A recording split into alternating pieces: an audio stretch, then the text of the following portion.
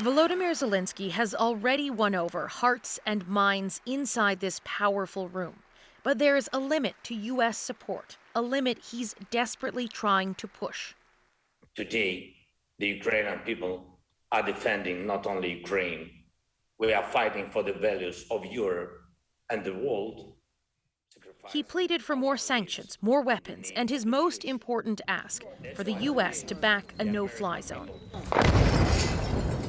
Comparing Russia's invasion to pivotal moments in American history, the attack on Pearl Harbor and September 11th, he brought with him a video. An unflinching look at the horrors unfolding in Ukraine.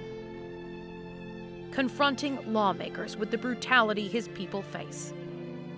Members of Congress were moved to tears as he made a last-ditch appeal to close the sky. The President Biden, I wish you to be the leader of the world. Being the leader of the world means to be the leader of peace. Republicans and Democrats stood united, but that limit Zelensky is trying to push, the U.S. position on his most important ask, remains unchanged. We are not going to enforce a no-fly zone in Ukraine. I do not support a NATO no-fly zone. We're going to give Ukraine the arms to fight and defend themselves through all the difficult days ahead.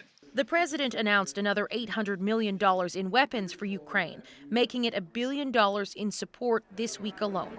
And while he's toughening his language on Vladimir Putin, I think he is a war criminal. Will you be meeting with us? He's still not willing to budge. The worry is enforcing a no-fly zone could draw U.S. and NATO troops into direct conflict with Russia. So no matter how powerful Zelensky's pleas, he's not getting the full commitment he'd asked for. This will not be the moment he wanted. Katie, what's left for Zelensky now with the United States still refusing to create a no-fly zone?